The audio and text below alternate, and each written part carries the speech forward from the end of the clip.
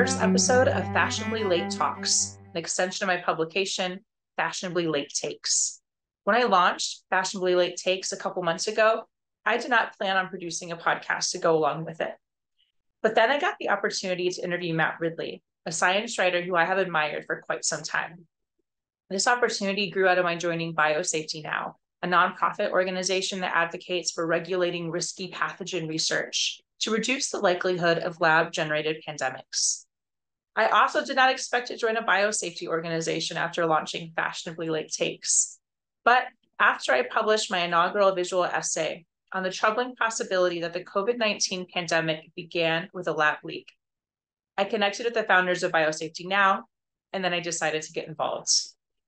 I've written about my decision to become a biosafety advocate in an essay reflecting on Sarah Hayter's ideas about the tension between effective activism and intellectual honesty. So if you're interested to know more about this choice, please check that out. So for this first episode, I interviewed Matt Ridley. Matt is a leading British science writer who also has a scientific background with a PhD in zoology from Oxford University. He's known for award-winning books, including The Red Queen, How Innovation Works, and most relevant to our conversation, Viral, The Search for the Origin of COVID-19, co-written with Dr. Alina Chan, a scientific advisor and viral vector engineer at the Broad Institute of MIT and Harvard. His books have sold over 1 million copies and have been translated into 31 languages. As a journalist, Matt was a science editor at The Economist and has regularly contributed to publications such as The Wall Street Journal, The Times of London, and The Spectator. His impressive career has spanned beyond the world of writing, such as when he sat in the House of Lords between 2013 and 2021, where he served on the Science and Technology Selects Committee and the Artificial Intelligence Selects Committee. He is a fellow of the Royal Society of Literature and of the Academy of Medical Sciences, as well as a foreign honorary member of the American Academy of Arts and Sciences. We talked about the subject in Matt's book, Viral, The Search for the Origin of COVID-19. Matt described what the lab leak theory of COVID-19 origins is, and much of our conversation revolves around the evidence that supports it. For me, the highlight of the conversation came when I had the chance to ask Matt about my own pet theory for one big reason why the search for COVID origins went wrong. And at the end, we conclude with a little brainstorming about how we might find definitive proof of where the virus that causes COVID-19 came from. I hope you enjoy this conversation as much as I did. We're here to talk about the subject of Matt's book, Viral, The Search for the Origin of COVID-19. To introduce the topic, I want to point out that the mad scientist stench, a rich formaldehyde perfume carrying hints of latex gloves and undercurrents of ammonia, cannot be showered off the lab leak theory. Attempts at understanding the genesis of COVID-19 are shrouded in circumstantial evidence, and the laboratory origin hypothesis to explain it is controversial. Some have denounced it as anti-science. But if it turns out to be true, then Dr. Frankenstein's monster will cast a lumbering shadow across millions of graves. Matt, to lay down the foundation of our conversation, can you summarize your book, Viral, and explain where the search for the origin of COVID-19 stands today in October 2023? Great, I will do that, Megan, and thank you very much for that introduction. I'm going to start with your use of the word Dr. Frankenstein, because a lot of my career has been spent trying to persuade the world that seeing science through the Frankenstein lens is wrong. Science has done incredible things to cure diseases, improve human nutrition, et cetera, et cetera. Just fantastic technologies, et cetera, et cetera. So I'm very pro-science. I'm pro-vaccination. I think it's saved an enormous number of lives, et cetera. And so it's all the more infuriating to me that it appears very likely, if not overwhelmingly likely, that in 2019, an accident in a laboratory led to a pandemic that killed 20 million people, give or take 10 million, and inconvenienced and sickened many more. And that the reaction of the scientific community to that possibility has been to do everything they can to cover up, bury, distract, and divert the world from finding out the truth about what happened. And that has left me utterly disillusioned with the profession I've spent all of my career defending and championing. And the mere silence of colleagues in science who won't engage with this topic is enough to infuriate me these days. But to answer your question, how did we come to write a book about this, and what do we argue in the book?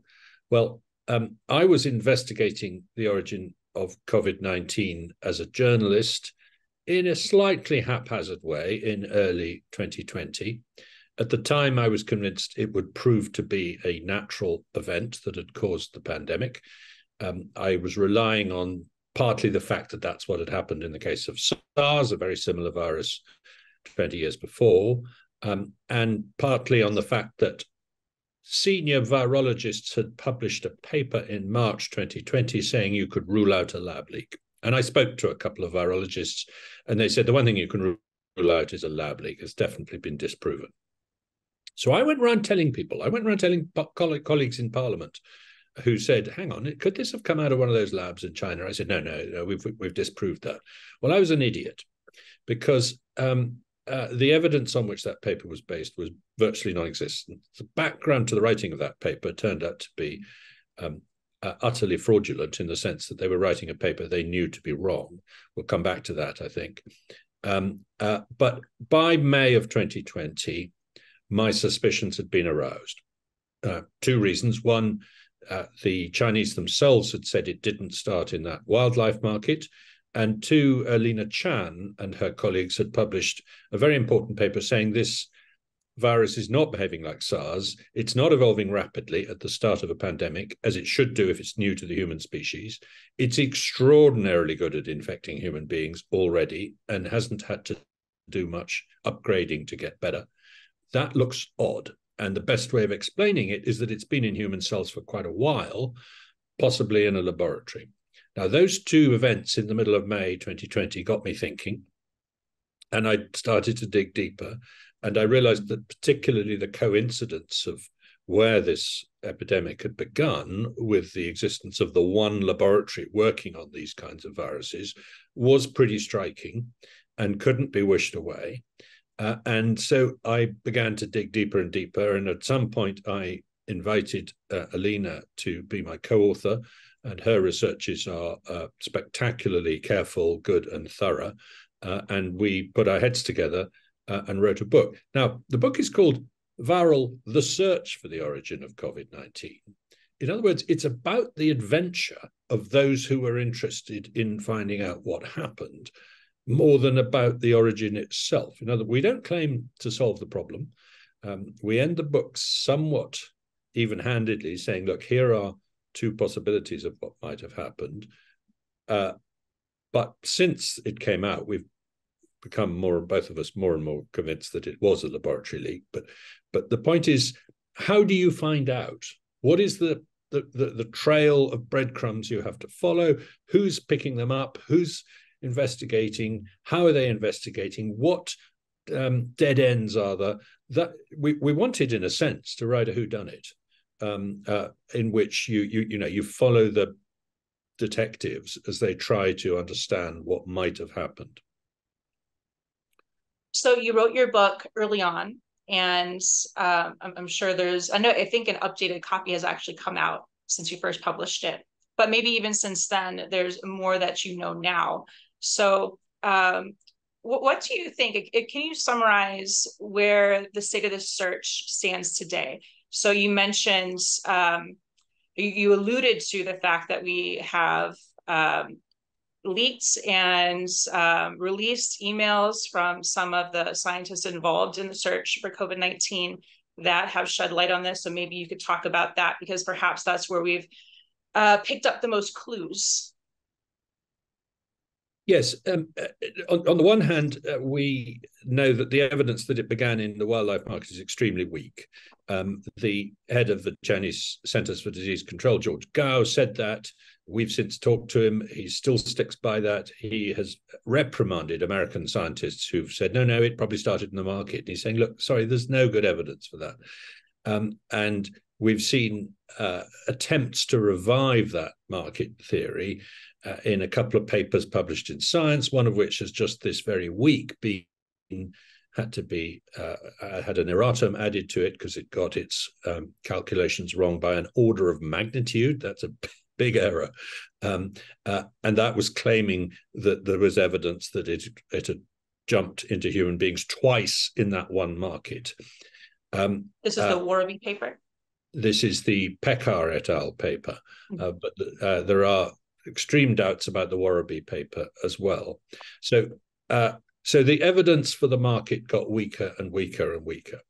And you may have seen a few months ago, there was a tremendous excitement in the mainstream media. They'd found an infected raccoon dog from that market.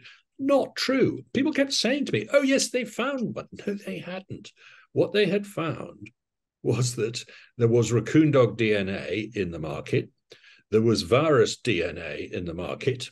There was human DNA in the market. And the coincidence of human and virus DNA was high. The coincidence of raccoon dog DNA and virus DNA was extremely low. In only one sample out of 200 million did they find some evidence of DNA from raccoon dogs and some evidence of a virus in the same sample, which in other words, the virus was actually negatively associated with raccoon dogs. So there's been some very poor reporting by the mainstream media here. So sorry, I was getting a little distracted. No, I was just about to add on. And not only was it just a single sample, but it was negatively correlated, we know, from really great research from Jesse Bloom since that media blitz. Exactly. No, Jesse Bloom's detonation of that claim was an extraordinarily important one. So we're left with contrast with SARS. Within months of the SARS outbreak, it had been found that the early cases were people who were handling animals, that the early cases were connected with markets or food handlers, that the animals in the markets were themselves infected. And eventually it was traced that they'd probably become infected by bats. None of that occurred in this case. And even the simple statistics show that if you're going to pick up a virus from a market in China, you're much more likely to do so in Guangzhou, where there are many, many such wildlife markets, and which is where SARS started, than in Wuhan, where there aren't very many. And yet they're claiming this happened twice in Wuhan and nowhere else, and nowhere in the food chain, and nowhere in the farms that farm these wildlife for the markets. That was always extremely implausible. So the weakness of the market hypothesis has got weaker and weaker and weaker. If I may introduce the contrasting theory, if the market is weak, we have the lab leak theory. And there are two categories of lab leak scenarios. In the first, scientists collect samples of viruses in the wild, and one of those viruses escapes its test tube, such as by infecting a scientist who collected it. In the second, scientists also perform experiments on those viruses that make them more dangerous than they were at the time of discovery. And in doing so, increase the likelihood that a virus could infect one of the scientists experimenting on it. Can you elaborate on these different categories of lab leaks? Yes. I at first thought it was much the most likely that a scientist had got infected in the course of collecting viruses from bats in the wild. What this lab had been doing for about 10 years was sending expeditions mainly to southern Yunnan, but also to other parts of southern China and northern Southeast Asia, to sample bats in caves and see if they had SARS-like viruses in them, and then bring those viruses back to Wuhan for analysis. Now, in the process of doing that, they had written about taking risks. They had written about not wearing full protective gear inside caves. They'd written about being occasionally bitten by a bat or spat on or peed on by a bat. So although they did take some precautions, there was clearly a risk involved in going and deliberately collecting viruses from an area where you knew SARS had probably come from, and therefore you're looking for other SARS-like viruses with a view to predicting which of them might cause another pandemic. So I thought that would probably be the most likely thing, that a scientist got infected in the wild or in the lab after just bringing a natural virus back. But there was another possibility, as you mentioned, which is that having brought the viruses back to the lab, they were doing experiments on them. And they were boasting, quite rightly, of the quality and depth of the experiments they were doing. Peter Daszak of the EcoHealth Alliance and Shizheng Li of the Wuhan Institute of Virology, are on the record in 2018 and 19 of talking with great pride of what they've been able to do to these viruses in the lab. And because it's very difficult to, if you just get a sample out of a bat, to to grow a virus, particularly in human cells, because it's not looking for human cells, it's looking for bat cells, and in bats, it's mostly, these kind of viruses are mostly enteric viruses. They live in the gut, not in the respiratory system. What they were doing effectively was mixing and matching different parts of different genes from different viruses, so as to use the ones that they could grow to test the infectivity of the spike genes from the ones that they couldn't grow. So they were swapping spike genes from one virus into another. And then sorry, can you take a moment to explain for people listening, what is a spike gene? Yes, very good point.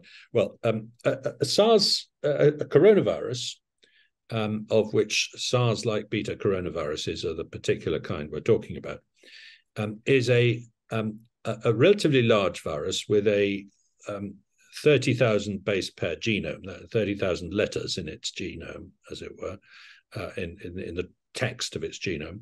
Those are divided into about 15 genes. One of those genes is the recipe for making a protein called the spike protein. And so it's called the spike gene. Now that's the key with which the virus unlocks the lock on the surface of a human cell in order to gain entry, essentially. And the shape of that key is obviously critical. And indeed, the change in the shape of the key at a certain point is critical. We'll come back to that maybe in a second. So that's what the spike is. It sticks out quite literally like a spike out of the surface of the virus, and it attaches to the surface of a human cell and effectively unlocks the door and gets into the cell. So I imagine people listening to this are very familiar with the image of a coronavirus that you see at the top of so many news articles. So for people listening, what Matt's talking about are all of those shapes you see protruding from the central sphere of the coronavirus. Yeah, interestingly, when coronaviruses were first discovered by a rather brilliant woman in the 1960s, she called them coronaviruses because they looked like the coronal ejections from the surface of the sun that happen every now and then when the sun has a sort of volcanic explosion. These corona are little things that spike out. So it's not, it's not directly from the word crown, but it's indirectly from it. Anyway, that's an aside. So what they did at the Wuhan Institute of Virology was they manufactured a number of viruses which had the same backbone but different spike genes from wild caught bat viruses. And they tested those on mice that had their genes altered, so they had human ACE2 receptors. This is the receptor protein on the surface of the cell that the coronaviruses use to gain entry into cells. So these mice were basically like small humans as far as the virus was concerned. And they did so also on human airway epithelial cells cultured from the lungs of people. They said, look, how dangerous is this virus in affecting these cells? And they found some of them were up to 10,000 times more likely to infect and kill the mouse than others. So they were saying, whoa, some of these viruses have very dangerous spike proteins. That's an important bit of information. But of course, in doing this, they're kind of training the virus to attack human cells, when you think about it. So it's an extremely risky experiment to be doing. They were doing the mouse experiments at biosafety level 3, which is quite a safe level. It's on the whole good enough for that kind of experiment. But they were doing the human airway epithelial cells at biosafety level 2. And that's not nearly safe enough for these kind of experiments. I actually have a question about that really quick. I often hear BSL-2, and just for people listening, there are 4 levels of biosafety. So 4 is the most rigorous level of safety. And I've heard the level 2 compared to the safety of a dentist office. Is that a fair characterization? I try not to use that because BSL-2 can be very variable. There aren't any sort of international standards on what you should do at BSL-2. But I mean, Alina reminds me that you don't technically have to wear gloves if you're working at BSL-2. A dentist wears gloves. But on the whole, you're probably wearing a mask and gloves. You're probably working inside a negative pressure cabinet so that, that there isn't airflow from the experiment to your face. But that's about it. You're not doing much more. So the dentist's office comparison isn't bad, but it's perhaps just a little bit, it would depend. We don't really know exactly what precautions they were taking at that level, but it's a pretty casual level. I mean, you know, biosafety level 1 is probably what you and I are doing at the moment, i.e. nothing at all. So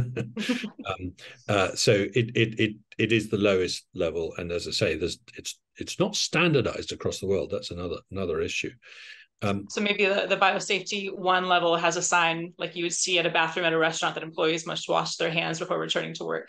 Right. I think that's probably right. And remember, you know, it's quite important to remember that how tiresome these high biosafety levels are. For 4, you know, you dress up in one of those space suits which has positive pressure in it so that any air that escapes goes out rather than in. It takes ages to put the damn thing on. You're incredibly hot. It's very difficult to manipulate things because you've got these great big puffy gloves on. It takes a long time to put the kit on, takes a long time to put the kit off. You have to shower, you have to get undressed, you know, all this kind of thing. So there really is an incentive to do an experiment in a slightly lower biosafety level if you can. And there are, you know, well-known, well-chronicled accidents that happened because even though people were working at reasonably high safety levels, they cut corners. They did things they shouldn't have done. You know, for example, with SARS in 2004 in Taiwan, a guy spilled some virus. He went and got some bleach to clean it up. It was the wrong kind of bleach, or it was expired or something, you know, and it just didn't have the effect. And he took his suit off. Next thing he knows, he's caught SARS. And luckily, he didn't give it to anyone, but he nearly died himself. So accidents do happen in labs. We can come back to that. They always happen. I mean, not every time. But something interesting about that anecdote, you mentioned the scientist almost died. And I think people assume that the fear of that happening would be an appropriate enough incentive. So scientists would never cut corners. But we have an unfortunately rich history of lab leaks where that was not the case. Yes, and even more worrying in a way is what happened in Beijing that year. And also to some extent in Singapore. SARS caused an outbreak among scientists in Singapore and several times in Beijing in the year after the epidemic was over, the SARS epidemic was over. That's in 2003-4. The Beijing episode is really interesting because the scientist in question doesn't know how she got infected. She didn't drop a test tube. She didn't puncture a glove. She didn't do anything that needed reporting. But SARS had been used in that lab just before she'd been in there. And somehow, when she came out of that lab, despite taking all the right precautions, and it was a biosafety level 3 lab, it wasn't a low biosafety level 1, somehow she caught it. She didn't realize what she'd got. She thought she had a cold. She traveled home. 11 people ended up being infected, one of whom died. and it was something like a week before they were able to close it down. Thousands of people had to be isolated who might have come in contact with her on the train she traveled on and so on. So the point is, you can get infected without knowing it in one of these labs. Something's gone slightly wrong. There's a little bit of a leak in your suit or whatever it might be. Or somebody has failed to clean a piece of apparatus as well as they thought. It's not impossible that in this case there is no logbook accident. There is no entry in the logbook saying on October the 5th, 2019, Professor X punctured his glove by mistake while working with a SARS-like beta coronavirus in humanized mice, and he immediately tried to wash it off or something. That might not have happened, and yet they might have got infected, particularly, as I say, if they were working at biosafety level 2. Anyway, just to finish the point, because we were making the distinction between catching a natural virus by accident and manipulating a virus so as to make it more infectious, and then catching that in the laboratory.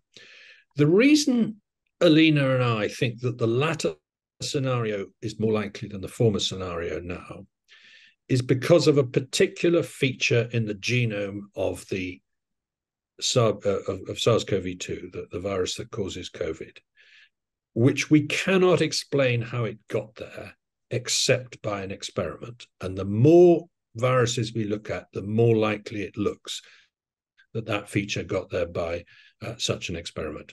It's called the furin cleavage site. I'm sure we'll come on to discuss it. I was actually just about to ask you to define some of these terms we hear bandied about when we talk about a lab leak scenario, and one of them is a furin cleavage site. Can you explain what that is and why it's relevant? I'll do my best. And, I'm not a molecular biologist, although I've written a lot about molecular biology over the years. And so I may get one or two little details of terminology wrong. But viruses, as I say, need a key to unlock a cell and get in. It was discovered some 20 years ago that the key, that the thing sticking out of the virus that's going to stick into something in the cell, needs to change shape as it does so. This is partly to protect the virus from sort of firing prematurely. When it's still in, it comes out of one cell and then looks for another cell to infect.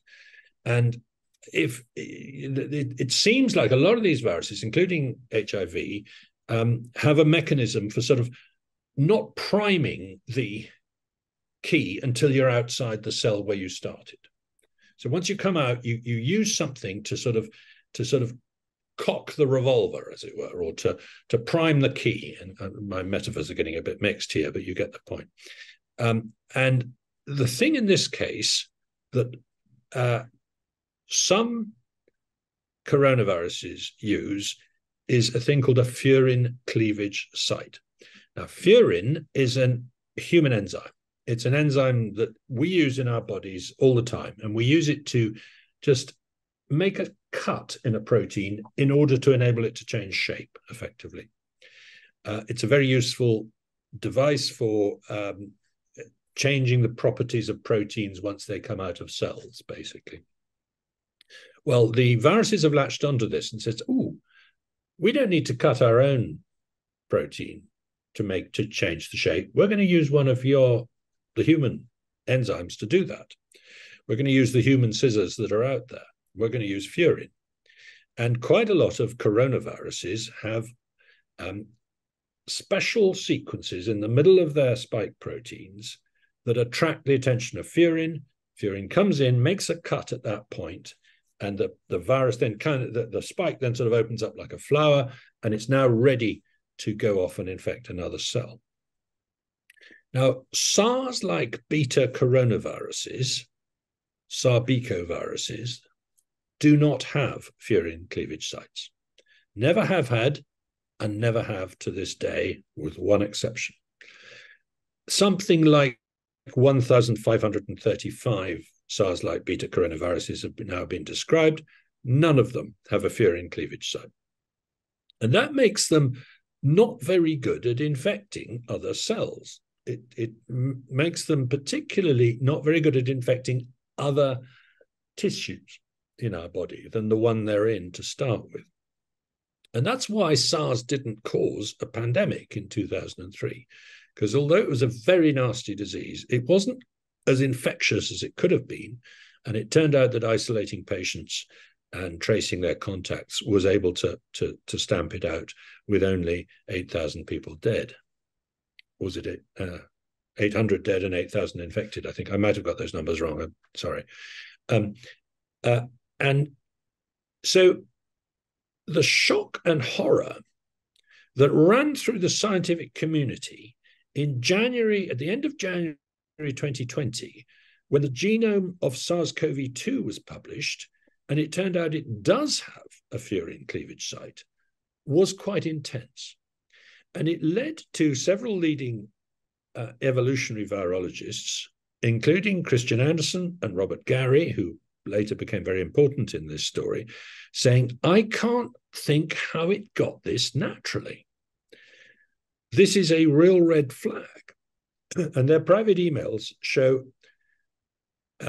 them sharing with Anthony Fauci in the US and Jeremy Farrar at the Wellcome Trust in London real concern about the fact that a SARS-like beta coronavirus has turned up for the first time with a furin cleavage site in it. Because not only does that make it much more infectious, but it's a mystery how it got it. I remember correctly in their emails that we know from Freedom of Information Act FOIA requests, they said that this was incompatible with their understanding of natural selection. Is that correct? That's one of the phrases they use. It's on a T-shirt that Biosafety Now has sold me, and I like my T-shirt. Incompatible with evolutionary expectations. What they're referring to there is that they do know at this point that experiments have been done to put furin cleavage sites deliberately into various kinds of viruses in order to make them easier to use in the lab, in order to make them capable of infecting different types of cells so that you can experiment on them. This was first done in I think it was around 2010. I might have misremembered the date. And mostly it's been done in an inert system, in a pseudo-virus rather than a real virus. But by the end of the 2010s, one or two experiments have been done putting furin cleavage sites into live viruses that don't have them, and into live coronaviruses. And one of those experiments had been done with the collaboration of the team at the Wuhan Institute of Virology. And so what then happened just before our book was published in September 2021 was that a document was leaked called the Defuse Proposal. And this was the first and only grant application that included a proposal to put a furin cleavage site into a SARS-like beta coronavirus for the first time. And it was going to be done in collaboration. One of the contributors to the grant proposal was the Wuhan Institute of Virology. Now, it was turned down. Yeah, so in fairness, we should say it was submitted to DARPA. It was turned down. In the original proposal, they were going to do this at a university in North Carolina.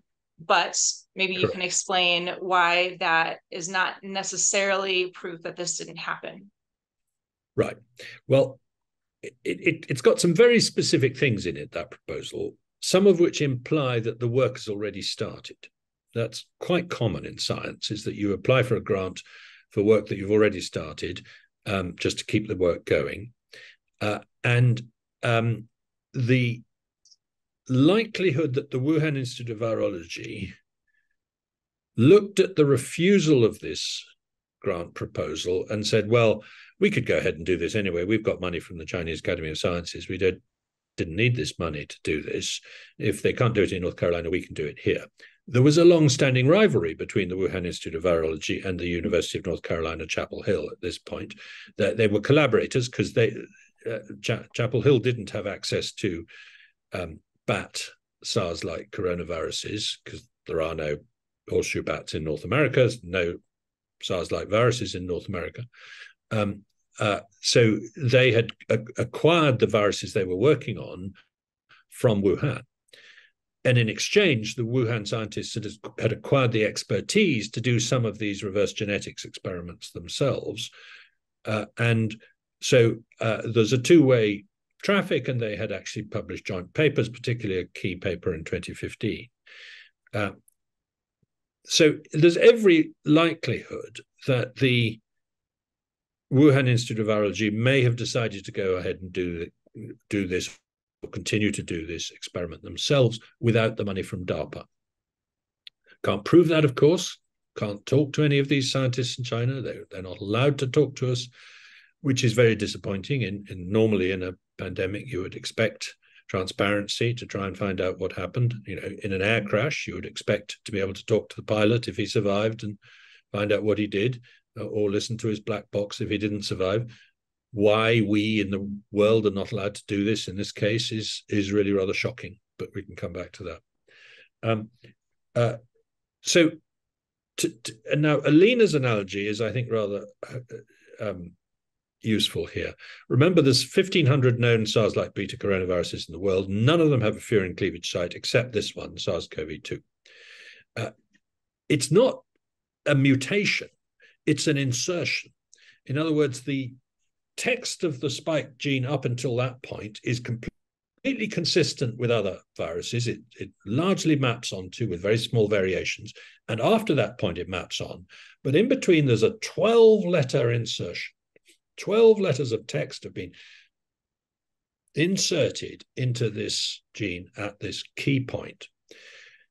Now, getting that amount of new DNA into a gene at exactly the right point is not going to happen by accident very easily. It can't have just happened because of recombination, because where's it going to get it from? How come it's exactly the right sequence? It's got to be rich in arginines. It is very rich in arginines. It's RRAR is the key sequence here. Arginine, alanine, arginine. There's another feature of which DNA bases they use, which I can come back to if you like, but which is also very suspicious.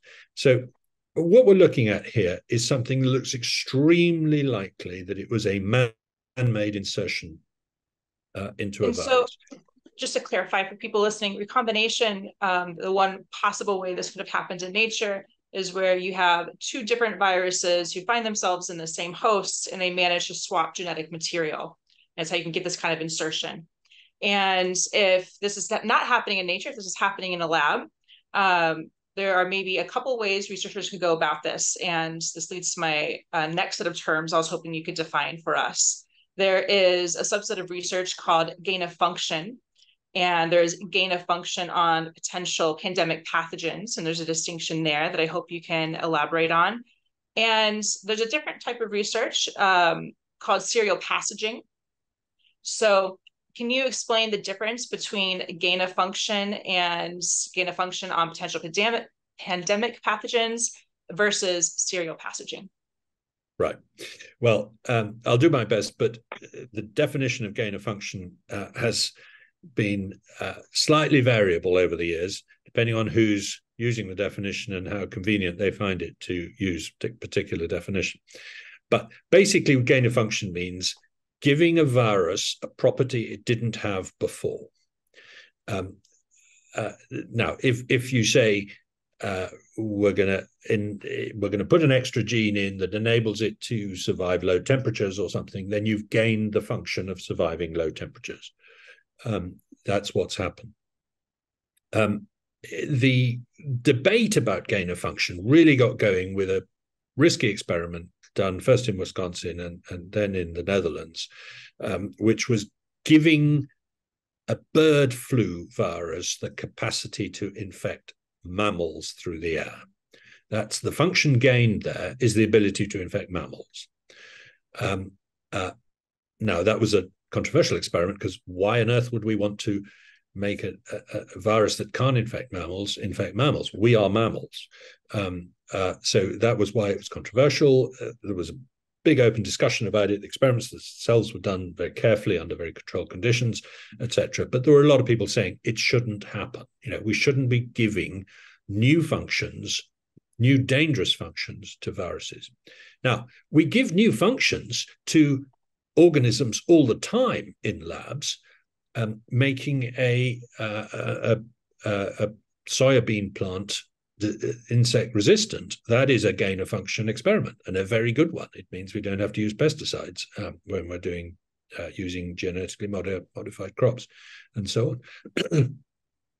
Giving a plant the capacity to produce omega-3 oils for people's nutrition, that would be gain of function. So there's plenty of good gain of function. The gain of function that we're worried about is when we're giving functions to potential pandemic pathogens, to organisms that are highly infectious in human beings and capable of causing mass pandemics that we can't stop. Things like influenza, things like MERS or SARS coronaviruses.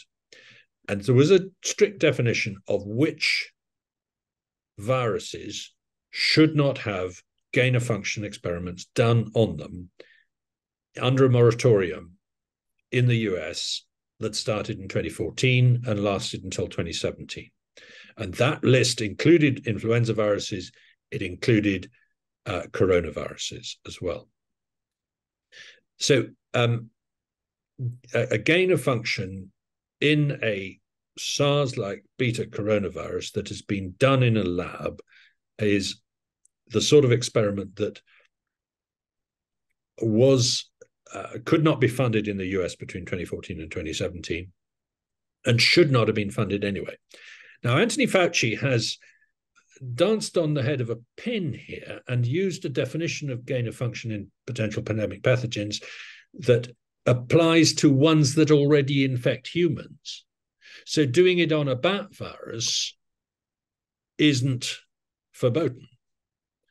But if you're doing it on a bat virus to make it more likely to infect humans, then it blooming well should be verboten. That's where the blur in the line happens. So just to recap there, the phrase gain of function has kind of become a bad word in some circles, and we should not view gain of function as a bad word. We really need to elaborate that it's gain of function on potential pandemic pathogens. And you mentioned the avian flu experiments from about 10 years ago. Something that's really striking to me about that is they figured out how to make it transmissible to make it airborne and transmissible through mammals about 10 years ago. And now, 10 years later, it turns out that we have a version of the same very lethal avian flu virus that has been transmitting between mammals. We've had a culled mink farms. We've had, I forget if it was seals or sea lions. I think it was sea lions, or washing up dead by the hundreds on the coast of Peru. And we had a 10-year head start or warning that, this virus could become airborne and deadly among mammals. But that 10-year head start did not give us any tools for dealing with the problem. So you hear a lot of the scientists defending this kind of research, saying that we need to do it to prevent the next pandemic. They frame this as a life or death scenario, that if we don't do this, you will be in danger. So, which is why it was so striking to me that, okay, we did this and we had 10 years to use this information to create a tool to help us solve a problem. We got nothing.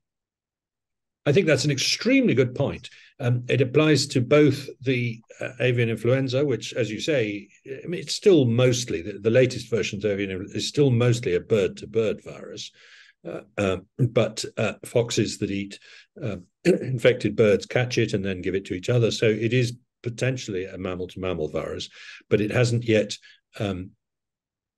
got to the point where it's spreading among human beings. But as you say, that research did not lead to any practical means of preventing this happening. The same applies to the research that Wuhan Institute of Virology has done over 10 years, because that was the reason that institute got involved in this whole story was because it wanted to track down the source of SARS. After SARS was discovered to be a bat-borne virus, they then homed in on the areas where they could find similar viruses in bats. They soon went to Yunnan, and they said, we're going to study the heck out of these viruses in order to understand which ones are dangerous and how likely they are to cause a pandemic, so that we're ready to prevent the next pandemic. You know, this 20 years of research that's been done in Wuhan was explicitly to predict and prevent the next pandemic. Now, and to give credit where credit is due, it was the researchers at Wuhan who made the discovery that SARS was originally a bat virus, that bats were the reservoir animal species for SARS-like viruses. Yes, I think it was. I think actually it was a Hong Kong University team that first picked up that the viruses were common in bats.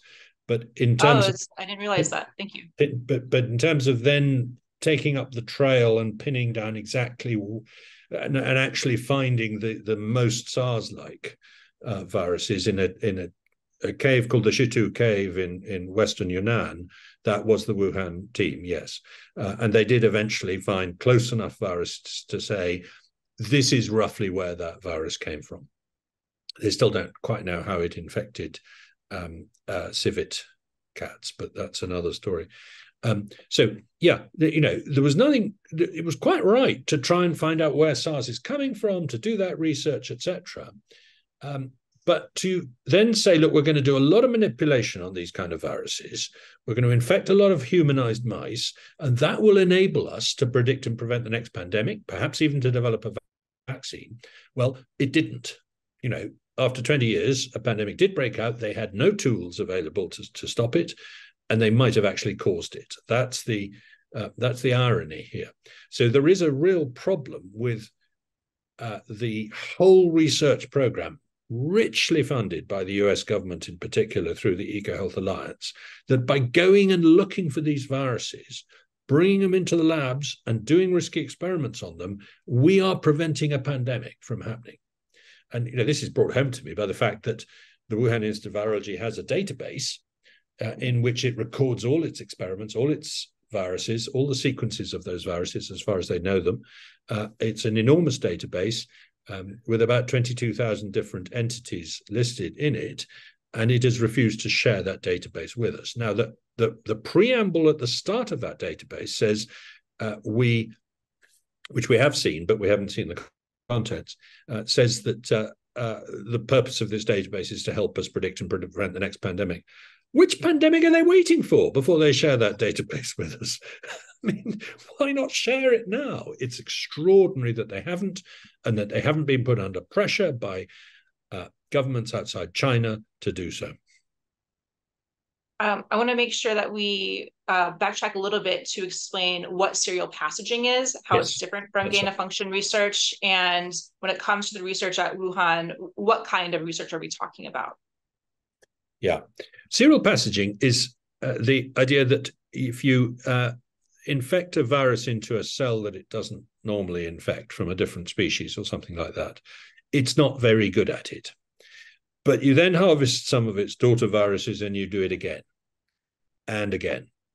And each time the virus gets better at infecting that species, that tissue, that cell.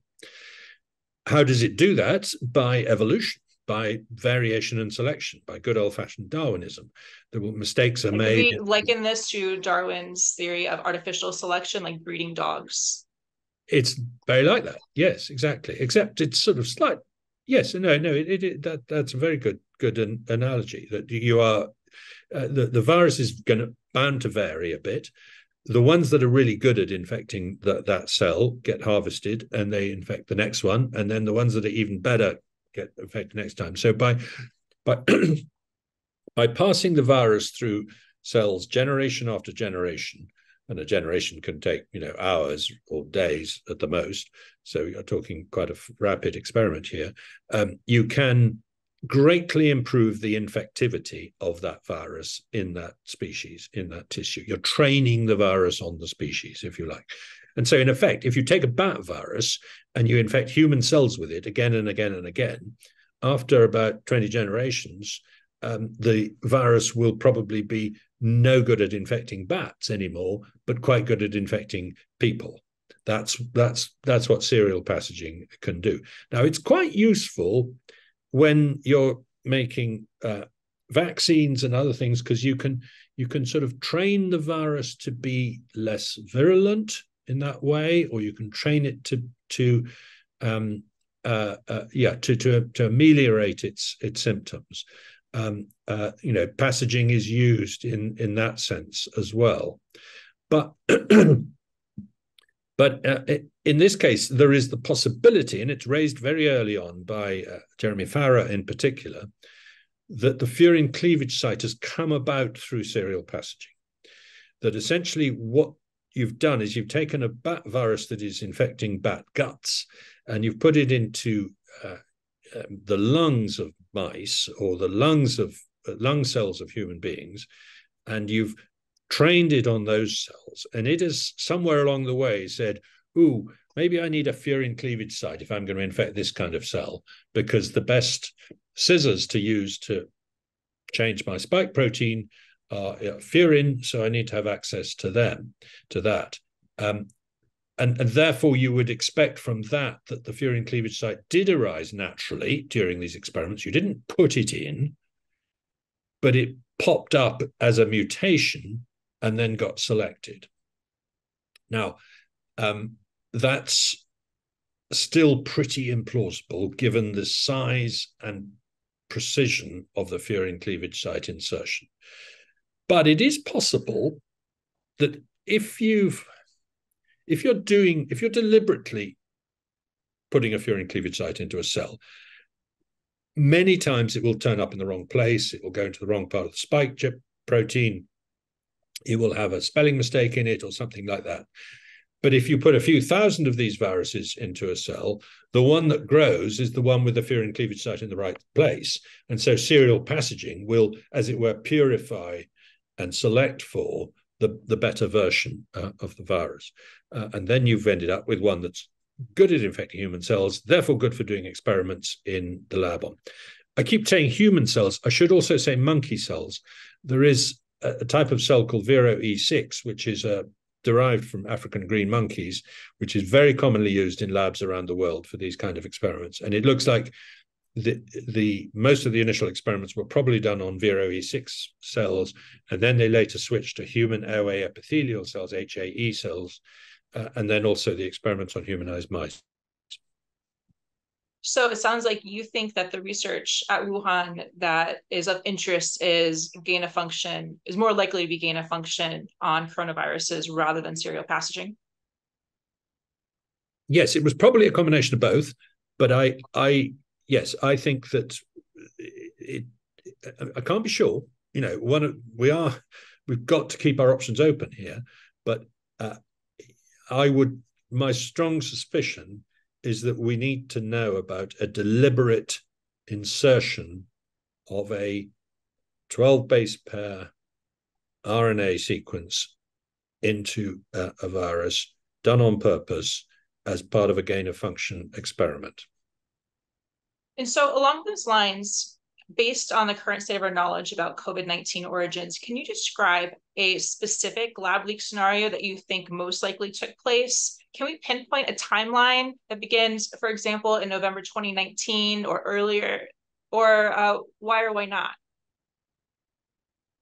Well, I can, but I would caveat it with we don't know exactly what happened. Some of the evidence points in a slightly different direction from others. And at some point, we're going to find out what's the red herring and what's not. But here's what might have happened. February 2018, the DARPA proposal is turned down. The Wuhan Institute of Virology says to itself, well, we're going to go ahead with that experiment anyway. It's very similar to the experiments we've already been doing. We've already published experiments in which we insert spike proteins from one virus into another. It's natural to do it with a furin cleavage site next time. we're going to do that on one of the viruses that we are interested in. Now, there is a bunch of viruses we're interested in that we haven't published very much about. They're not the ones from the Shitu cave. They're ones from the Mojiang copper mine elsewhere in Yunnan, which we found originally in 2012 when men who were shoveling bat guano out of a disused mine shaft got badly infected with a virus, and 3 of the 6 men died. We have published a little bit about that episode, but not much. Yu Ping has written a thesis about these viruses that we found from there. We've never published any of them except a very brief part of one of the genes of one of them, which we called RA4991. That's the group of viruses that we're going to use for this experiment. Now, those viruses turn out to be by far the closest relatives of SARS-CoV-2. That's why I say that. During 2018, Ben Hu and his colleagues in Xi Zhengli's lab, who was the main experimentalist, prepared and did these experiments, probably getting around to doing them sometime in early 2019.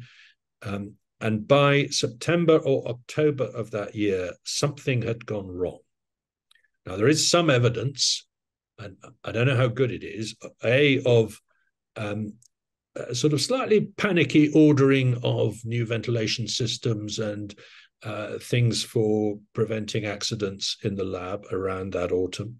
There is some evidence of a chit-chat between the managers of the lab and Beijing, the Centers for Disease Control, and even the Central Communist Party apparatus, reminding everyone in the Wuhan Institute of Virology about the importance of safety in laboratories. And it could be that there had been a near miss, that sometime around September 2019, somebody got infected, they isolated him, he recovered, it was all over, phew. And the reason we think September looks interesting is partly because of this flurry of activity that I just mentioned, but also because they took that virus database offline at 2 a.m. on the 12th of September 2019. Why would they do that? It seems a very odd thing to do otherwise. We've never been able to access it since. It was briefly back online in early 2020, but not accessible to outsiders. So sometimes people say it wasn't offline all that time. It was back online. Well, not to outsiders, it wasn't. It's never been possible to access it. And if you ask them, if you ask Xi Zhengli, and this has, Western scientists have sometimes asked them, just managed to, they won't answer our questions, but they will answer some people's questions. Why did you take that database offline and why won't you bring it back online? They say, because people might want to hack it, which is a completely weird and meaningless thing to say, because if you share something, it doesn't need hacking. If you tell us what's in it, there's no point in anyone hacking it. So, and again, the point of this database is for the world's benefit. Exactly. Allegedly. No, exactly. But there is a degree of intellectual propriety involved in this, that they aren't publishing the unpublished sequences, the unpublished experiments yet, till they've got a paper accepted for Nature, etc., etc. Now, they have published the genomes of all the viruses they'd worked on up until the end of 2015 and just the beginning of 2016. None from the rest of 2016, none from 2017, none from 2018. From the evidence that we've adduced, and I do want to come back and give credit to the people who found this out, because they're a very, very interesting group of amateur people, and I'll come back to that in a minute. From the evidence that we've adduced, they were collecting viruses in the wild just as hard in that time as they were in the years before, including from outside China, from Laos in particular, which is of relevance. Something looks like it spooked them into taking that database offline in 2013, perhaps cleaning up their act, perhaps improving biosafety, etc. And then,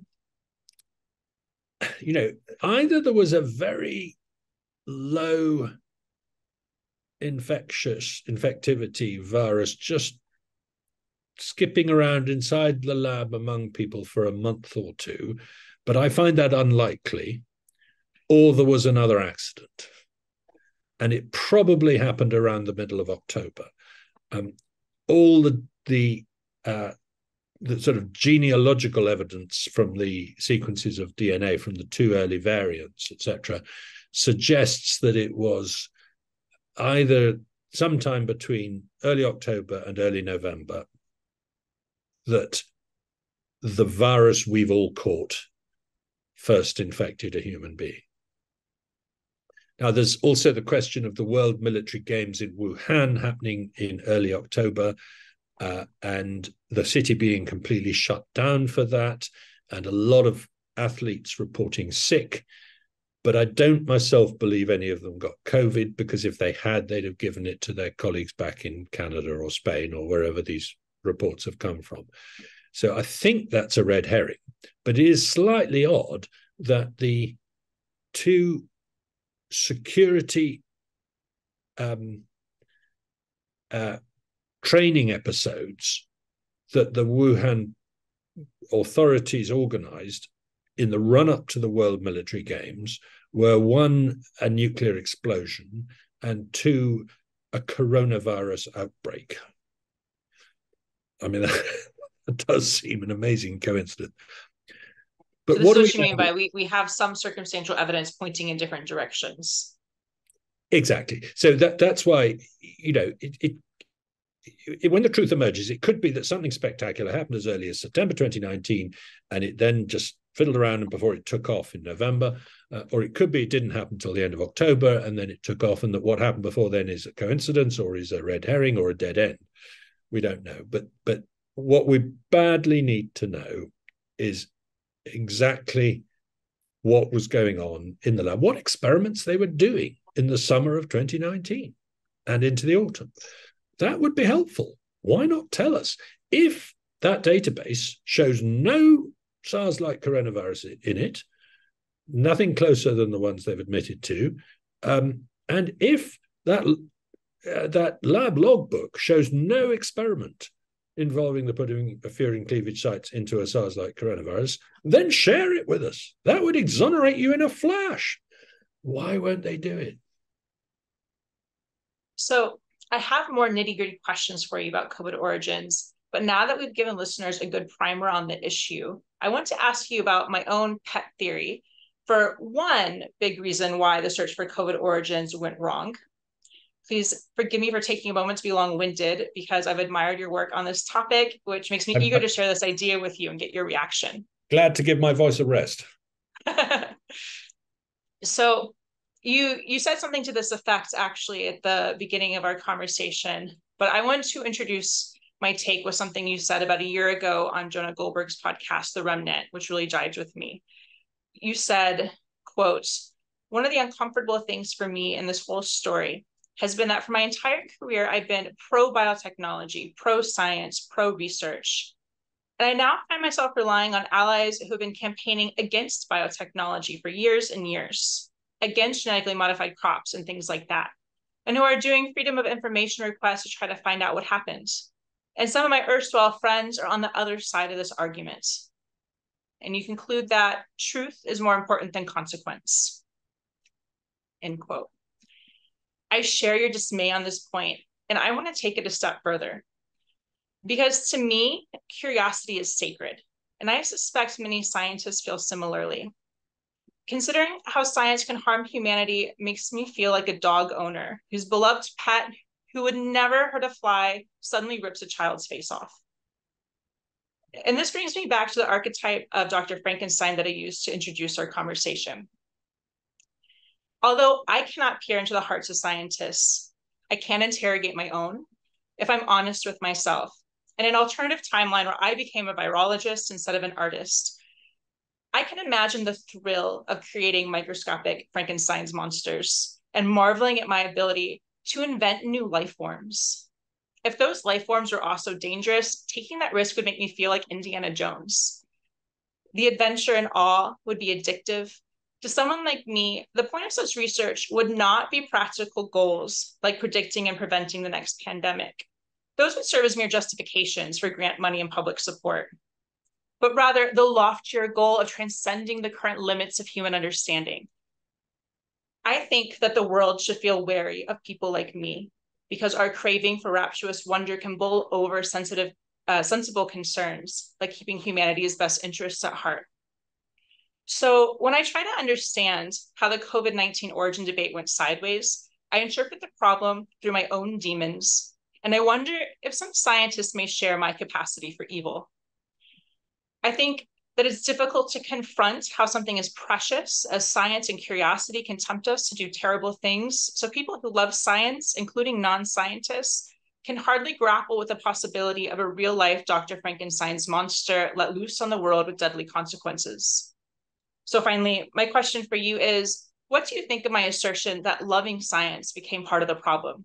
Am I just projecting too much? I think that's a beautiful essay, and I think it's dead on, and I think you're right. When people ask me why were they doing those experiments, I say to predict and prevent the next pandemic, because that's what they said. But you and I know that's not the real reason. The real reason is to get another paper in Nature, to prove that they've done the next step. The motivation for the science, it's very clear, is to do path-breaking, groundbreaking, headline-making work. And when Ralph Barrick at North Carolina first invents the brilliant reverse genetic system that he did invent so that you could sort of construct coronaviruses from scratch, having manipulated the DNA and turned it back into RNA, etc., and does all sorts of brilliant things with it. There's an almost palpable sense of Xi Jinping thinking, wow, I wish I could do that. And then wouldn't it be great to go one step further? And so there's a professor at Oxford called Anton van der Merwe, who's a professor of immunology, who has been a helpful person to talk to about this. And he's very clear when he describes the motivations for these experiments. It was to get the next grant, to get the next accolade, to get the next publication. That will have been what made them tick, not the long-term practical justification that you might be helping to prevent the next pandemic. You say that in order to justify to yourself everything that you then do next. That's the end that justifies your means. But you then, when you're in the lab, think, oh, I wonder if we could do that. I wonder if we could do that. And there doesn't seem to have been a significant mechanism inside science in the West or the East to go, hang on a sec, are you sure that's really as safe as you think it is? There's an enormous amount of ethical pausing going on in science. That is to say, are you using human subjects? If so, are you treating them ethically? There are ethics review boards reviewing research proposals all the time about the ethics of the experiment, but not about the safety of the experiment. That's pretty extraordinary when you think about it. And what is even more extraordinary is the reaction of scientists when people like us raise the possibility of a lab leak. We are basically told, butt your silly little heads out of our topic. We are the scientists. We know what you're doing. How dare you challenge us priests? And that is very upsetting to me, as you can tell. I get quite worked up about this. The patronizing attitude that we scientists know what we're doing, you are an amateur, you just write books, and you probably do it for a profit. How dare you comment on our topic? We know how to regulate ourselves. We know how to decide when something is safe and when it's not. And, just imagine I don't know, the offshore oil industry saying that. And why should science be any different? So it's been an utterly dismaying episode for me to realize that not only are scientists, in this case, prepared to go the next mile, do the next experiment without really pausing to make sure that the risk-reward ratio is right, but that the risks are who's bearing those risks as well when we analyze that ratio. Exactly. That's the, if you play with an explosive in a lab, you are risking your life. If you play with a virus, you're risking my life. That's the difference. And they don't seem to get that. And since we have been investigating this and being incredibly cautious and judicious in what we put in our book, et cetera, they have been really nasty. Tenured professors are saying things about Alina in particular, and I don't care. I'm a 65-year-old white man. I can take it. But the stuff they say about Alina, a brilliant young scientist near the start of her career, to try and undermine her reputation, to try and destroy her for asking good questions, proper tenured professors using vile words, etc., because she has the temerity to ask a difficult question about what might have happened in a lab and to suggest that scientists might need outside supervision over which experiments they do. That's shocking enough. And what gets even more shocking is that when I make these points to my friends who I've worked with over many decades in science, they say things like, well, yes, but it's better we don't find out, isn't it? I mean, I talked to a very senior British scientist and who's actually been raising concerns about biotechnology for some time. And he said, I really hope we never find out what happened. And I said, what do you mean? Why do you think that? And he said, because of the damage it would do to relations with China and because of the damage it would do to the reputation of science. Well, I'm sorry, but I think trying to cover up and not investigate has done way more damage to the reputation of science. I live in Britain. Britain is a biomedical giant. It's not as big as the United States, but it's probably second in terms of its biomedical expertise. It's got enormous numbers of Nobel Prizes per capita and things compared with most countries. Fantastic reputation in biomedicine, much more so than in other sciences. I can't think of a single scientist in Britain who has applied for a grant to investigate the origin of a pandemic that's killed 20 million people. Why not? What are they waiting for? What are they scared of? I'm really deeply ashamed by these people who I've spent my career admiring and chronicling. To me, my greatest both scientific hero and just intellectual hero overall is Richard Feynman. And of course, he worked on the Manhattan Project and confronted this capacity for evil. And he spoke very eloquently about how the value of science is to demand the right to doubt, the freedom to doubt. And I have felt that those who are tamping down on that doubt about COVID origins are abdicating their responsibility as scientists and just as human beings to cultivate our freedom to doubt. Yeah, and Alina and I have never expressed any certainty about what happened, and we won't until it's certain. We've never said stop investigating the possibility that it came from nature because we know that's wrong. We don't think that. We are the ones who are saying let's keep investigating because we don't know what happened. And the people who are saying we have dispositive proof it came from the market, case closed, the lab leak can be put to bed, they're the ones who are being anti-scientific, who are being dogmatic, and who are being prematurely certain about what happened. It's a very odd situation to have found myself in. Like you, I'm a huge fan of Richard Feynman. Just imagine, remember that moment on the Challenger inquiry when he asked for a glass of iced water to put an O-ring in.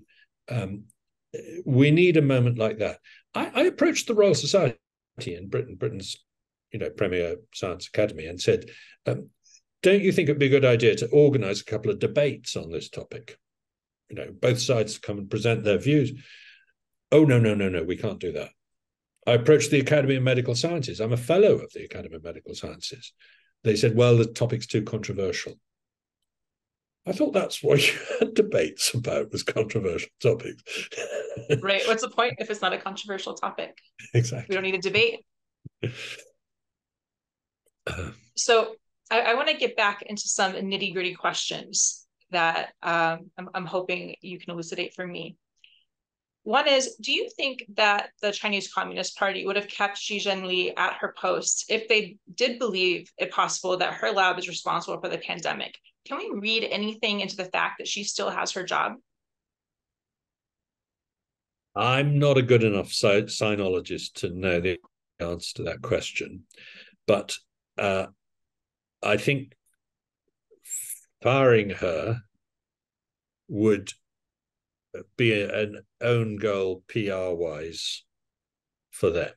So I think it's almost inevitable that they would not want to sack her and give succor to people like me who think that perhaps it did start with her work. But also, I learned many years ago never to underestimate the capacity for human self-deception. I think if you repeat to yourself often enough, it didn't happen in our lab, you start to believe it. And actually, there might well be very senior people in China, I don't think they include George Gao, but I don't want to get him into trouble, who have convinced themselves that they have ruled out a lab leak and have convinced themselves that it came from frozen food somewhere else in the world and all that sort of nonsense.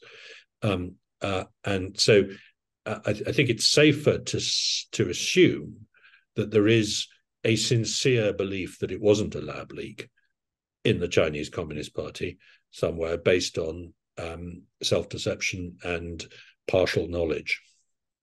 That's to another question I have, which is the similar sentiment, but not with the Chinese scientists, with scientists like Christian Andersen. I read the entire document of Slack channels that were leaked, where him and his co-authors on the proximal origin letter are, for a few months through April 2020, trying to figure out what's going on with this novel virus. And in reading that, I felt like I was watching their motivated reasoning play out in real time. And they seemed to really convince themselves that they didn't have to take a lab leak seriously. You see them talking quite frankly about the fact they don't want it to be a lab leak. And from the same time period, we have emails received from FOIA requests where they talk about how Christian Andersen talks about how their goal is to disprove the lab leak. They have the conclusion they want, and they're working backwards from that. But I imagine that you have followed all of these documents that have been leaked or released through FOIA lawsuits more carefully than I have.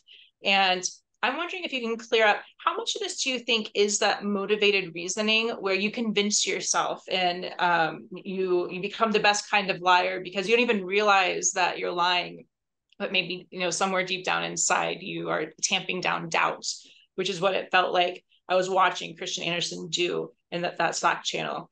But that the Slack documents only go to April 2020. Again, we have so many other emails released through FOIA requests. We have lots of public statements, a lot of tweets. So based off of how closely you follow this issue, how strong of an accusation can we make against scientists like Christian Andersen? Are they bold-faced lying? Or is this motivated reasoning where, as you just described, people can convince themselves of things that they don't want to believe? I think motivated reasoning is an accurate description of what goes on here, but it's sort of worse than that in this case, because I've got a little bit of skin in the game here myself. I contacted Christian Andersen very early in the pandemic and asked for his views about the origin of the virus, and he gave me perfectly good responses, but very much along the lines of, you can rule out a lab leak. I felt deceived by that later when I realized how strong the evidence for a lab leak was and how weak the evidence against it was. But I then felt doubly deceived again when I read his emails and his Slack messages from around the time he was talking to me. He was emailing me saying one thing, and he was talking to Robert Gary, Eddie Holmes, and Andrew Rambo, and saying the very opposite. Now, that's not self-deception. That's just deception, I'm afraid. And it's one thing to find that he changed his mind, which is the defense that he gives, that he believed one thing, and then the evidence came along and changed his mind. What evidence? The pangolins? No, you knew within days, and your emails show that you know within days. They don't have a furin cleavage site in the pangolin virus, so that doesn't solve your problem. It's one thing to say you changed your mind when you saw new evidence, but he didn't change his mind. That's the whole point. It's not that he suddenly changed his mind because he realized that actually the way to keep in with Anthony Fauci was to say something different. He didn't change his mind. Throughout February 2020, he is messaging the others saying, we can't rule it out, it's frigging likely.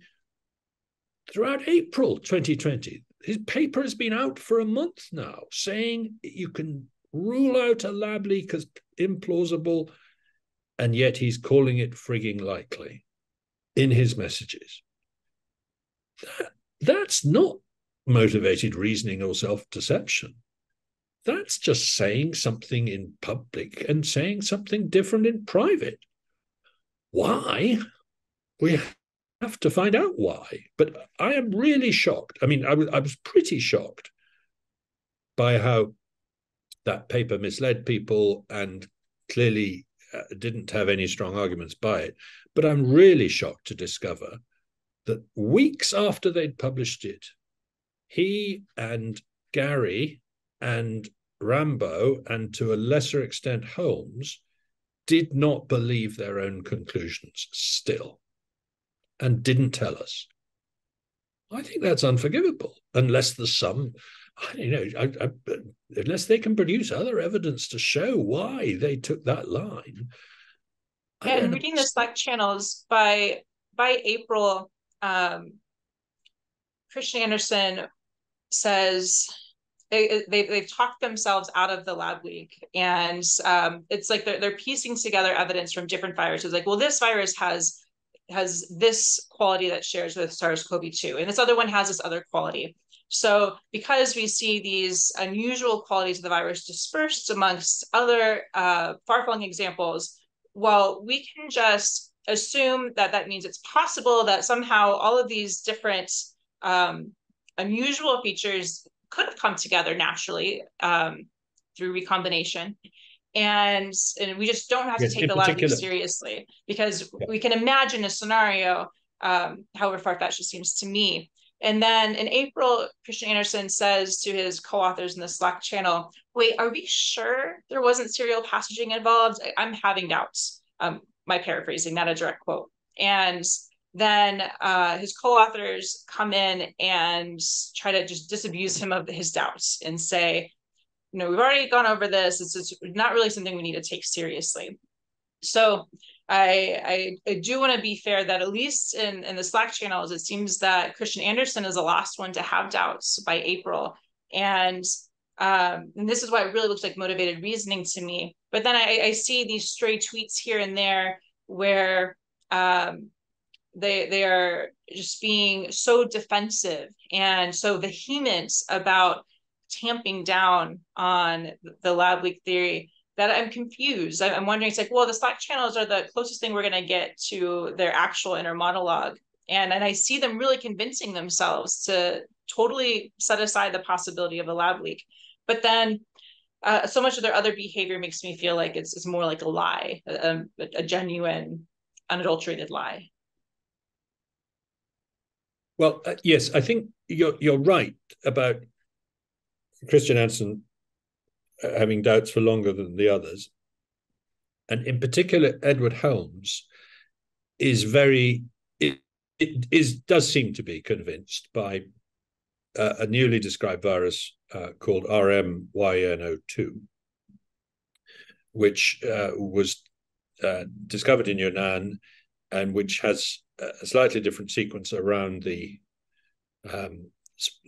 middle of the spike gene, which was described as having a sort of proto-furin cleavage site when it was first published. It was very quickly pointed out that there is no such thing, that this is not a furin cleavage site, doesn't work as one isn't halfway there at all.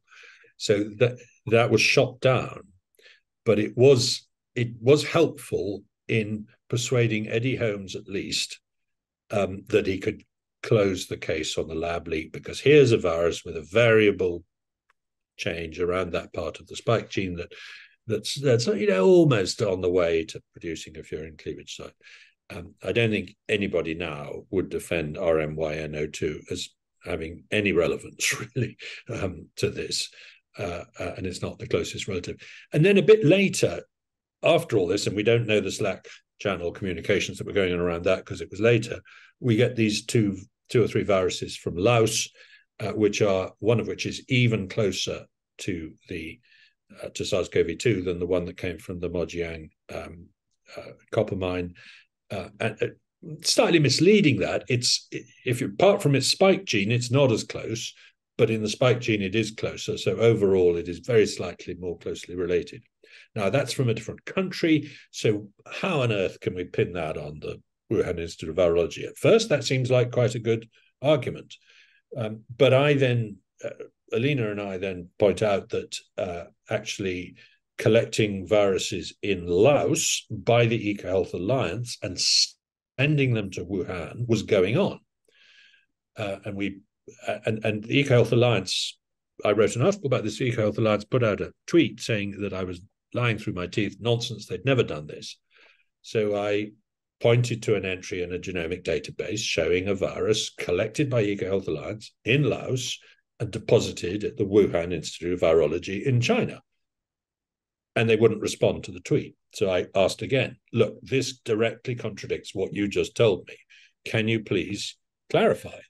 And they didn't reply. So I tried again, and they didn't reply, and so on. And so,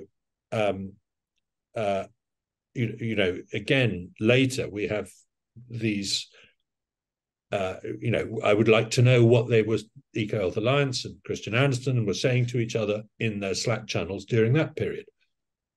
Just lie to this Ridley chap because he doesn't know the difference, I suspect, is what they were saying.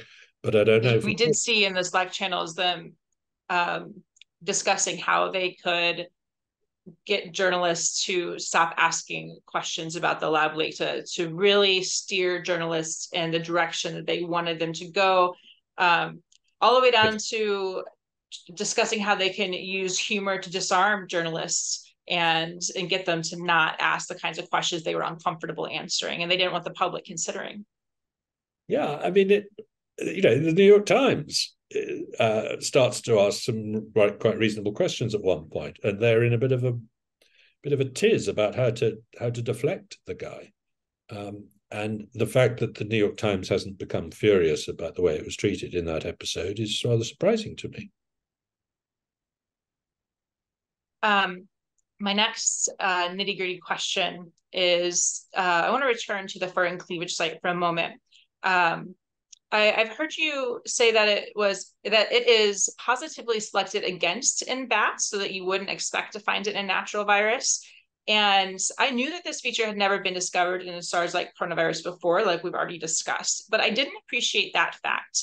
Can you explain more about why this is? Why would we not expect to find a furin cleavage site in bats? Well, in the virus when it is in bats. Yes, exactly. Yuri Dagin, who's done some brilliant work on all this, a biotechnologist, has made this point more clearly than I have, and I would defer to him for direct expertise. But he says that in bats, it's basically a gut virus, and it causes some kind of dysentery or something, and it for whatever reason it doesn't use furin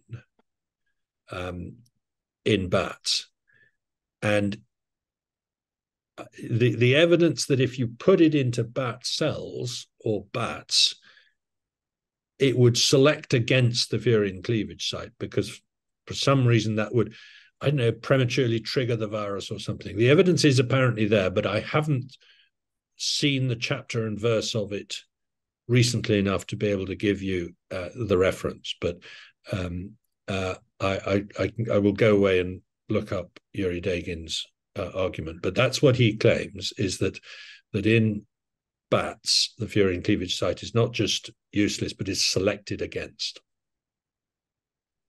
All right, my next question. We touched on this a little bit too, that we have learned from anonymous U.S. intelligence sources that there were 3 scientists in the Wuhan lab who allegedly got sick and were hospitalized in November 2019. You wrote that, quote, "These revelations make it pretty well a slam dunk for the lab leak hypothesis." So I have a few questions about this. The first is that the scientists in question have denied these allegations, both denying getting sick at all and claiming that they were tested for SARS-CoV-2 antibodies in early March 2020, and all of them were negative. Do you know of any way to elevate this issue out of he said, she said territory? For example, do we know any specifics about how reliable the intelligence is? Well, the answer is I don't have any way of elevating it out of he said, you, but I have talked to people who have seen the original intelligence, who have said enough to persuade me that the evidence is actually very strong. Otherwise, I wouldn't have gone ahead and said what I'd said. Now, and without actually seeing the hospital records of these guys, etc., I can't stand it up. And for a long time, I actually resisted. And in our book, we didn't mention, or at least if we did only briefly mention the accusation that 3 scientists in the lab had got sick. But when the names came through because of a leak to Michael Schellenberger by intelligence agents who were cross with the administration for not giving out this information, even when ordered to by Congress. When the names came through, they were rather startling names. Ben, who we knew very well, was the guy who'd been leading these experiments. Yu Ping was the person whose thesis was discovered by the Seeker, by Jeet Ray, that catalogued the Mojiang mine viruses, the very ones that are closely related to SARS-CoV-2. And I've suddenly forgotten the name of the third scientist, but she was an experimental technician in the lab. She was deeply involved in actually doing experiments. So they were about as relevant a set of 3 names as you could have. Now, I cross-questioned as many people as I could to find out how strongly certain they were that these names were right. And I came back pretty convinced. I can't be 100% convinced because I'm not I don't have security clearance. I'm not a CIA agent. I probably would say that, wouldn't I, even if I was, but I'm not. Very convinced that this wasn't just a kite being flown by the CIA, but they had got inside personal information about this. Now, as for the denials, as for the interview with Science that Ben Hu gave, saying I never got sick, etc., etc., well, I'm sorry, the behavior of the Wuhan Institute of Virology over the past 3.5 years has not been such as to enable us to trust any such remarks. So I find them less likely to be reliable than the original accusations. But I can't elevate it from he said, she said to definitive proof. But it's pretty strong as far as I can tell. one counter argument that I've encountered is that in China, going to the hospital for respiratory virus is so commonplace that the scientists' hospitalization is not remarkable. Do you think this is a good point? I think that is a good point, but I think the counterpoint is that they do seem to have some evidence of particular symptoms, the ground glass opacities in the lungs and things like that, which are very COVID specific.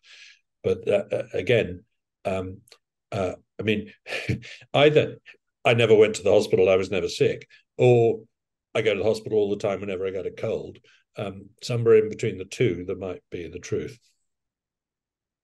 So when we're talking about symptoms that were consistent with COVID-19, we're not just talking about how all of us who have waited for the results of our COVID rapid tests know that, like, well, I'm congested, I have a fever, and this could be any respiratory virus. So we're talking about something more specific than these super common symptoms across all respiratory viruses. Yeah, but with the proviso that, we've not, these cases would have preceded any diagnostic COVID features, wouldn't it? We didn't know how to be specific about COVID in November 2019, did we? So there's bound to be an element of doubt about that. Yeah.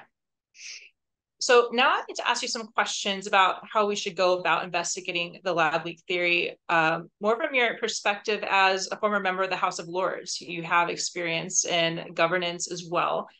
Do you have any advice on how to garner bipartisan support for interest in understanding where COVID came from and interest in making biosafety a priority? Yeah, just before I do answer that, can I, in case I forget later, can I just throw in one of my favorite points, which I think does Absolutely. get, and it's about credit where credit's due. I'm very keen on the fact, and it tends to get forgotten these days, and particularly when you have a conference talking about biosafety or something, that the people who dug up the really important stuff here were amateurs. The professional scientists were useless at investigating this. The professional journalists were mostly useless. The professional intelligence agents seem to have come up with some stuff, but they took a long time to do so. And at one point, I was talking to intelligence agents who were saying breathlessly, telling me things that not only had I read, but I'd written. So my respect for the experts in this story is rather tarnished. My respect for the seeker, Jeet Ray, a young Indian in Bhubaneswar, Francisco Ribera, a sort of forensic analyst in Madrid, Gilles Demoneuf, a systems analyst in New Zealand, Yuri Dagin, a biotechnologist in Russia and Canada, and a bunch of other people of similar ilk, is remarkable. These people were like dogs with a bone. They wouldn't let go. They dug up theses in Chinese websites that were secret, that turned out to be incredibly important, particularly the medical thesis about what happened to the Mojiang miners, particularly Yu Ping's thesis. In Francisco's case, he found out exact details about which cave in which part of Yunnan the Wuhan Institute of Virology visited on which day. And he eventually got to the conclusion that they had collected 1,322 viruses from the Mojiang mine. He was out by 2, right, when they finally admitted. So that was extraordinary. Gilles Demoneuf has been unbelievable in tracking down what happened in the hospitals in Wuhan in the early days, using mostly publicly available information, but very, very hard to find. So these amateur sleuths, unpaid, have done far more than all the professionals in finding things out. It's a form of citizen science that I think deserves to be respected and recognized. And my impression is that even on the Biosafety Now side of the debate, we're sort of beginning to forget that and move on to now the grown-ups are in charge. We'll talk about it and we'll talk about safety. And I just don't want that to get forgotten, the role that these guys played. Now, for every brilliant internet sleuth who's finding out fantastic things, there are, in this area as in other areas, 15 internet sleuths who are complete nutters, and you can't trust them further than you can throw them. So that's always a problem. But it's not, I think, a fatal problem. How do we go about investigating this? I wish I knew. I've tried and failed in the UK Parliament. I asked a bunch of questions. All I got was the government saying to me, keep asking these questions. We like you asking them, but our answer is always going to be we're leaving it to the World Health Organization. Well, that's a disaster. The World Health Organization completely dropped the ball here, disgracefully delayed a proper investigation by giving governments like the British one the excuse to say we're leaving it to the World Health Organization. So I really don't know how to get things rolling. I mean, when I arranged a meeting with a British government minister to discuss this the other day, he and his civil servant both said to me, we're not here to talk about what happened. We're here to talk about how we go forward. And I said, well, I think what happened is quite important. Don't you think we should be talking about that? No, we don't want to. So there's a infuriating desire to move on, motivated to a large degree by the feeling that we can't annoy China in a way that we would annoy, I don't know, Brazil or India or Indonesia if this accident had happened in those countries. We'd be demanding lab notebooks and everything else. We just seem to treat China in a different way. But to get it out of partisan politics is terribly important. And that's partly why I thought there was a chance of doing it in Britain, because there's no real Tory Labour divide opened up there the way there has in the US between, the Democrats see this issue as a Republican issue. Why should it be a Republican issue? It's got nothing to do with that. It really should be a bipartisan issue. And I think the way to do that is for somebody, probably a rich man, to set up a beautifully bipartisan group. And Jeffrey Sachs had a go at this actually and didn't do a bad job, with experts on it, and look into it. My old friend Jeff Bezos ought to just, I don't know, do this. Here's 100 million quid. Let's recruit 15 brilliant scientists, 15 brilliant forensic experts. Let's give them a decent salary to do this. Let's give them 2 years to come up with a really definitive report on what they think happened. Let's select them really carefully. It probably wouldn't work, but it's worth a shot. So it sounds like you think maybe private industry rather than the public government is going to be more useful here. And that reminds me, you have libertarian leaning, so it would make sense that is the avenue you'd be interested in taking. And I thought it was interesting. I've heard you say that many of the virologists who are proponents of the gain-of-function research on potential pandemic pathogens are radically more libertarian than you are in their attitudes towards risky research. Exactly. And so part of the libertarian mindset is wariness about unintended consequences of government action. And they are making an argument like that. If you shut down this research, we'll be cutting off all these avenues of knowledge. And I've been thinking about the law of unintended consequences in terms of what we can be doing at Biosafety Now. And so I was going to give you an example of government action that recently in the US had these unintended consequences that is front of mind for me. So over the summer, the Food and Drug Administration mandated warnings for products containing sesame seeds. And then the FDA was surprised when suddenly all sorts of products had sesame added to them because food producers didn't want to worry about the consequences for cross-contamination. So by adding sesame to everything and labeling the products as such, then they just don't have to think about it. As a result of an FDA mandate that was meant to protect people with sesame allergies, there are now fewer sesame-free products available to Americans. I don't want to see a similar backfire effect happen with the advocacy we do at Biosafety Now. So I'm curious if you have any advice. How do you think we can make smart choices about implementing better biosafety? How do we put better incentives in place? That's a wonderful example. I quite agree. It's a really difficult issue. On the one hand, to try and stop people doing dangerous experiments, and on the other hand, not stop people doing safe and beneficial experiments. Getting the balance right there is always going to be tricky.